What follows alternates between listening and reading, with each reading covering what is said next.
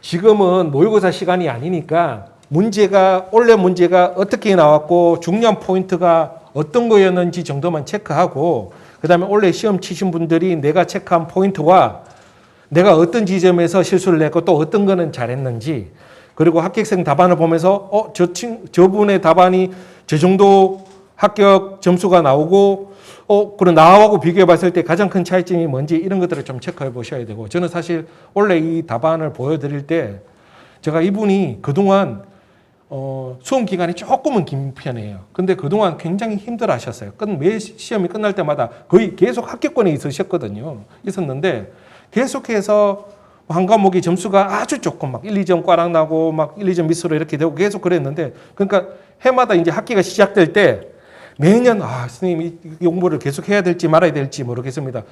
매년 그랬어요. 근데 제가 그동안 해왔던 거 너무 아깝고 그리고 본인 또 합격에 대한 의지가 굉장히 크셨고 그래서 그렇게 힘들어 하면서 사실은 이분한테 약했던 지점이 명료하게 약했던 지점이 하나 있었어요. 근데 그게 올해 시험에 작년에 준비하면서 완전히 극복됐어. 완전히 극복됐어. 근데 그 극복하려고 처음부터 마음 먹고 본격적으로 달라들어서 극복하려고 했더라면 저는 이거보다 훨씬 더 빨리 극복해서 빨리 합격했을 거라고 생각을 해요. 그래서 제가 이제 수강생분들한테 상담할 때 답안에 이런 문제가 있습니다라고 이야기하는 부분들이 있죠. 그럼 그거는 빨리 극복해버려야 돼요. 그러니까 그걸 극복해야 빨리 끝나지는데 그게 극복 안 되면 오래 걸려져 버린단 말이에요. 몇 년씩. 우린 원래 안 되면 내년에 또 1년씩 가잖아요. 그렇죠? 그래서 저는 제가 좀 이따 공부 방법 설명할 때도 말씀드리겠지만 힘든 걸 나누어 가지고 쭉 오래 끌고 갈 것인가 한꺼번에 모아서 짧고 굵게 끝낼 것인가의 판단은 여러분들이 하셔야 돼요. 나는 스타일상 오랫동안 끌고 가는 스타일입니다. 그런 분들 잘 없죠, 그죠? 시험 준비하면서. 그러니까 내가 합격하려고 하면 확실하게 그 과정들은 힘들어요, 그죠? 왜냐면 그만큼 공부해야 되고 쉽게 공부해서 합격한 사람 아무도 없어요. 그럼 나도 그만한 어떤 충분한 뭔가는 지불해야 돼요, 대가를. 그렇죠? 그래 합격까지 가지는 거예요. 그리고 정말 그게 합격이 절실하다면 거기까지의 대가가 지불되고 그리고 합격하고 나면 충분히 보상받아요. 충분히. 그렇잖아요. 그러니까 저는 올해 신규 수강생분들도 내년 시험에 분명한 목표가 있으셔야 되고 그리고 저는 짧은 시간에 제가 아까도 말씀드렸지만 단 8개월만 해도 용어가 모르는 상태에서 구조 시공의 꽈락을 면하는 수준까지도 잘만 하면 갈 수가 있다는 거예요. 그죠? 물론 그만큼 집중도와 공부량이 돼야 되겠지만. 자.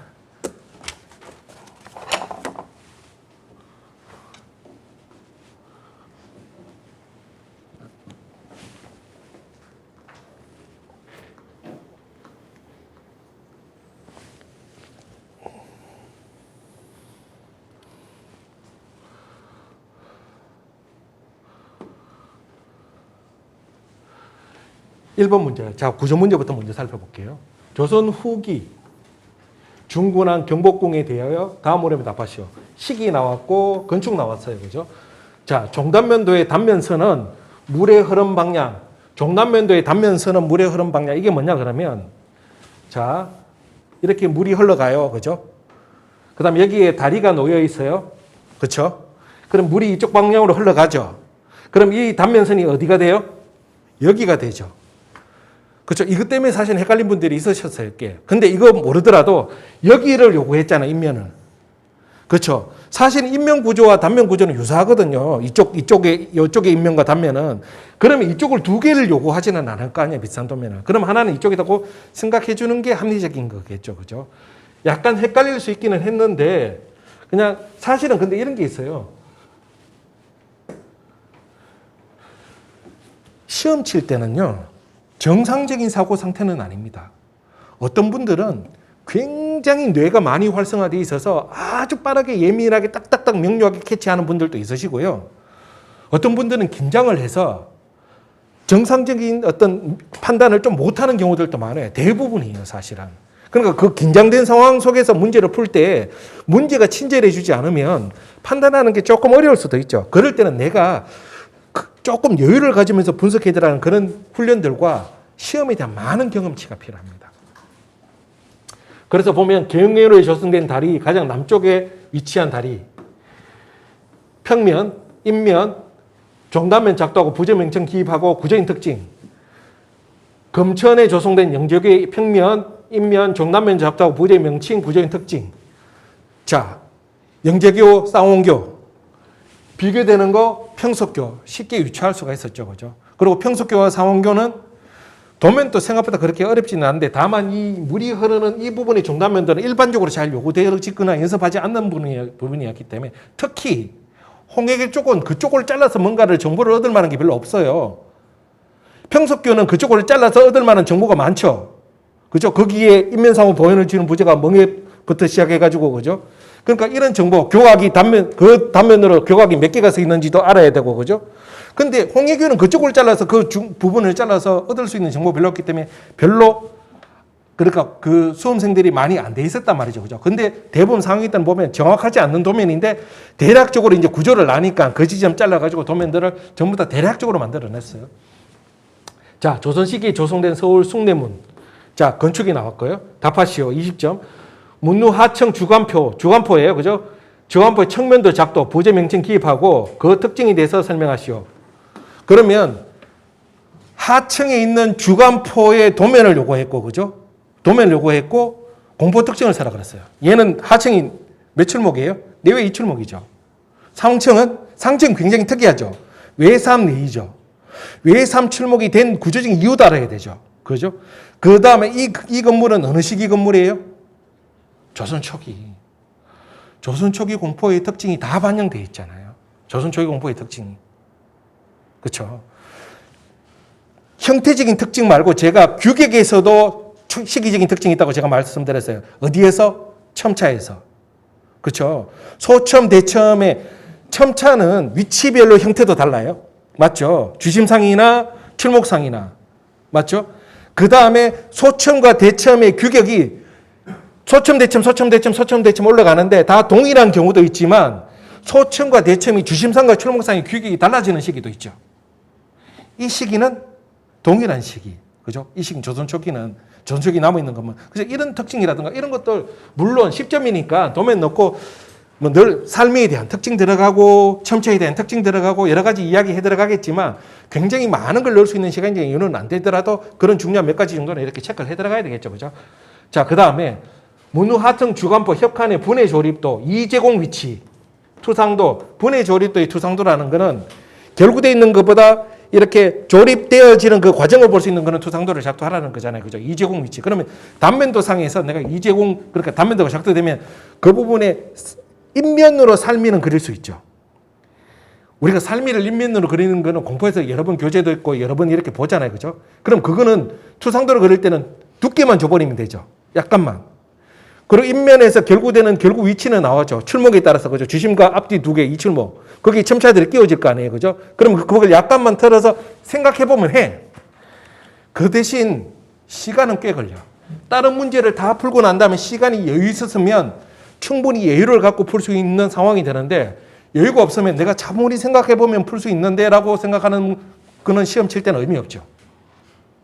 맞죠? 그러려면 내가 어떻게 해야 되나? 손이 빨라야 돼. 손이 빨라야 돼. 그러니까 이런 것들은 내가 생각해보면 알 수 있는 것들은 우선은 이건 요구사항이잖아요. 비워놓고 넘어가는 거죠. 왜냐면 이거 한다고 다른 거 안 하면 안 되잖아요. 비워놓고 다른 거를 최대한 빨리 끝내놓고 시간 확보해놓고 스케치 해가지고 대략 정확하게는 안 들어가.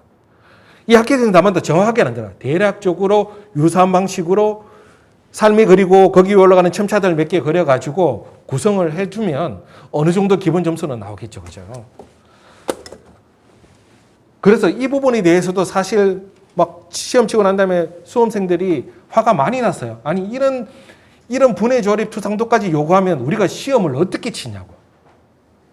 근데 제가 항상 드리는 말씀이지만 이 공포가 아예 비운 사람도 합격했어요. 아예 비운 사람이. 제가 뭘 말씀드리고 있냐면 뭔가 특이하거나 뭔가 좀 어려운 게 들어왔다고 해서 그걸 내가 해결 못해서 불합격하는 건 아니에요. 물론 그걸 해결해서 좋은 점수가 나올 수도 있겠지만 우리는 어쨌든 간에 40점을 넘기면 되는 거잖아요.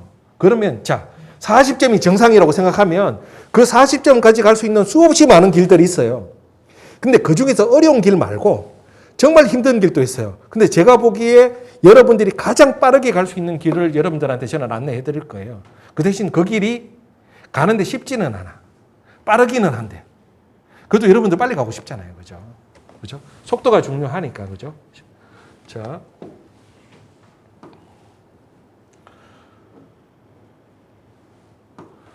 궁궐 건축 형식이 나왔네요. 그죠? 답하시오. 30점. 창경궁 통면전과 같이, 제가 이런 거 반드시 동그라미 치라고 그랬죠. 창명궁 통면전을 물어본 거예요. 이 유형을 물어본 거야. 침전 유형을 물어본 거죠. 사정전과 같이 동그라미 쳐야 되죠.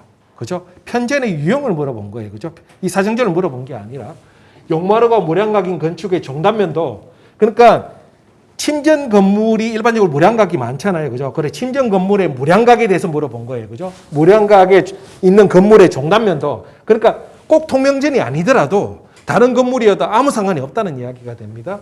어간 종량 이상의 지붕마루, 그러니까 종량 이상 무량각까지 작도하라는 이야기가 되는 거죠. 그죠? 종단면도 작도하고, 그 부분 도면이에요.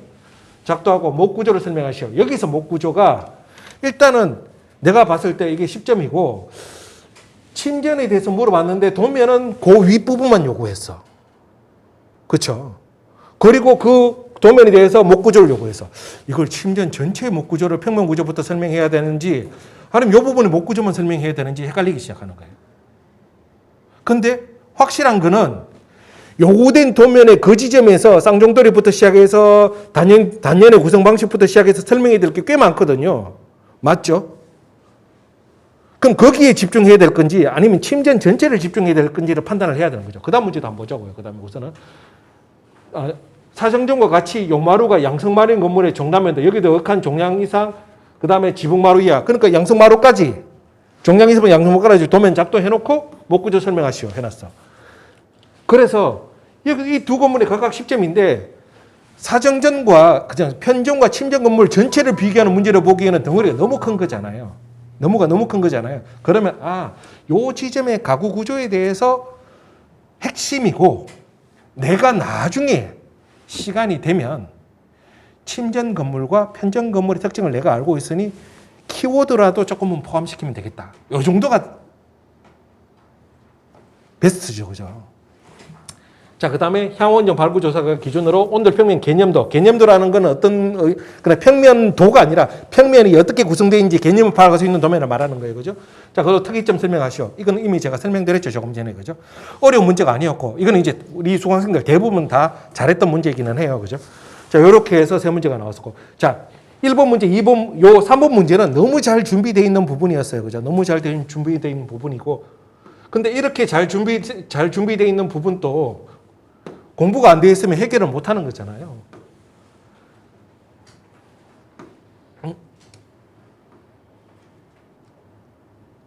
4번 문제. 고려시대 시기. 부산 무량수전, 수덕사 대웅전. 부산 무량수전과 수덕사 대웅전에 대한 문제네요. 그죠? 각 건물의 평면도, 기담과 불단, 포함, 이런 거 제가 반드시 동그라미시키라고 그랬죠. 요구사항에서 뭘 포함시키고 뭘 제외시키라는 건 반드시 도면에, 그러니까 시험지에 체크되어 있어야 돼. 왜? 내가 그래야 실수 안 하거든. 분명히 뭔가를 지문에 요구했는데 그거를 빼거나 넣고 막 하는 경우들이 굉장히 많아요. 실제로. 바닥은 제외, 바닥 제외하라는데 바닥 다 포함시켜가지고 바닥 명칭 막 넣고 이런 분들도 꽤 있으세요. 자, 그 다음에 작도하고 평면도 작도하고 부재명은 기둥에 국한해서 넣으라고 그랬죠. 평주, 고주, 색기둥, 우주까지는 들어가도 되겠다. 그죠? 기둥에 국한하라고 그러니까. 그죠? 색기둥은 뭘 의미하는지도 알 거고. 그죠? 자, 그 다음 치수는 생략하되. 치수 생략하라고 해놨죠. 그것도 합격생 답안 치수 들어가 있어. 생략하라는 거는 넣어봐야 아무런 도움 안 됩니다.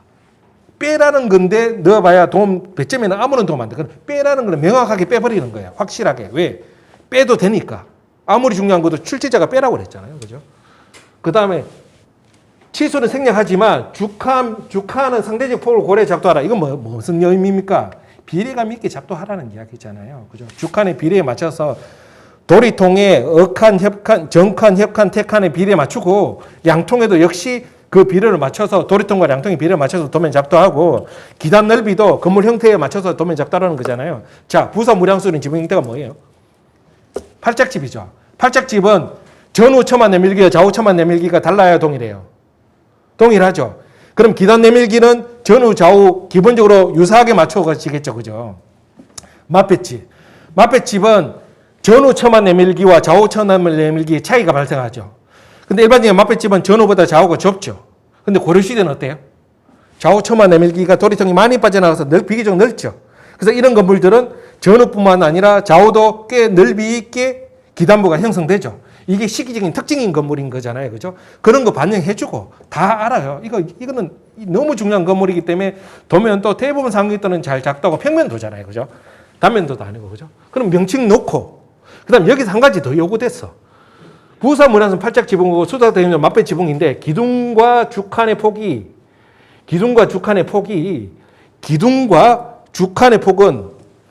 주칸은 주칸의 간격을 말하는 것 같고요. 기둥은 기둥의 치수를 말하는 거예요. 뭘 말하는 거예요? 기둥을 폭을 말하는 거예요. 뭐예요?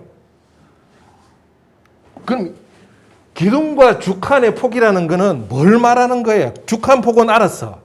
왜냐하면 팔짝집이든 맞배집은 그 주칸 폭의 구성이 달라지니까. 기둥은 뭘 말하는 거예요? 구성을 말하는 거겠죠. 구성을 말하는 거겠죠. 그죠? 그런 것들이 이 팔짝집과 맞배집에 따라서 지붕 형태에 따라서 미치는 영향에 대해서 설명하시오. 상위권들은 캐치하죠. 이렇게만 문제 분석되면.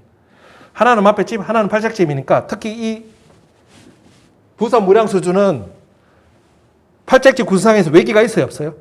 외기가 없는 팔짝집 구성하면서 정각부 평면이 어떻게 돼요? 정방형. 그럼 도리통에서 퇴칸의 넓이와 양통에서 퇴칸의 넓이를 맞춰주죠. 평면 구성할 때. 그러기 위해서 퇴칸의 넓이가 내진칸이 있으면 퇴칸의 넓이를 넓혀요, 좁혀요? 상대적으로 좀 좁혀주죠. 그 밖에 외진 밖에 내부 공간에 활용면이 떨어지고 내부의 기둥이 다 고주가 정치되어 있잖아요. 그죠? 그러니까 정칸과 협칸과 퇴칸의 넓이가 가장 좁죠. 수석사 대형제는 맞배집이죠. 도리통 몇 칸이에요? 세 칸이죠. 정칸과 퇴칸의 넓이가 우리 도면 알잖아. 비례감이 어때요? 거의 유사하죠. 맞배집이. 간사이가 어때요? 측면 구성이 맞배집은 자유스럽다고 제가 말씀드렸죠. 평면 구성상에서. 기둥 배치가 자유스럽다고 제가 말씀드렸죠. 다만 맞배집에서 중요한 측면 기둥 구성이 중요한 게 뭡니까? 내부 종단면과 측면 기둥 구성의 기둥 구성 방식인 거죠. 측벽 기둥 구성과 내부 종단면의 기둥 구성 방식이죠. 이게 왜 중요하죠? 맞배집에서? 횡력에 대한 강성. 고려시대 건물은 어떻게 해요? 동일하죠. 조선시대 건물은 측벽 기둥 구성과 내부 종단 기둥이 달라지죠. 이런 내용들 다 아는 내용들이잖아요. 그죠? 출제자가 문제가 분석되면 뭘 물어봤는지 알아. 평면 구성상에서 해야 될 이야기가 뭔지. 근데 배점이 얼마예요? 5점이야. 내가 많이 알아도 많이 쓸 수는 없어. 맞죠? 그럼 핵심적으로 중요한 몇 가지 정도만 딱 쓰고 나머지는 키워드만 뽑거나 그 정도에서 정리가 되는 거예요. 문제 분석만 되면 우리가 알고 있는 정보 중에 어디까지 넣어야 될지를 판단할 수가 있어야 되는 거예요. 근데 문제 분석이 안 되면 뭘 물어보는지를 몰라. 그럼 뭘 써야 되는지도 모르지. 그렇죠? 문제 분석이 굉장히 중요하다. 모의고사에서는. 제가 항상 그래서 체크해 드리는 거고요.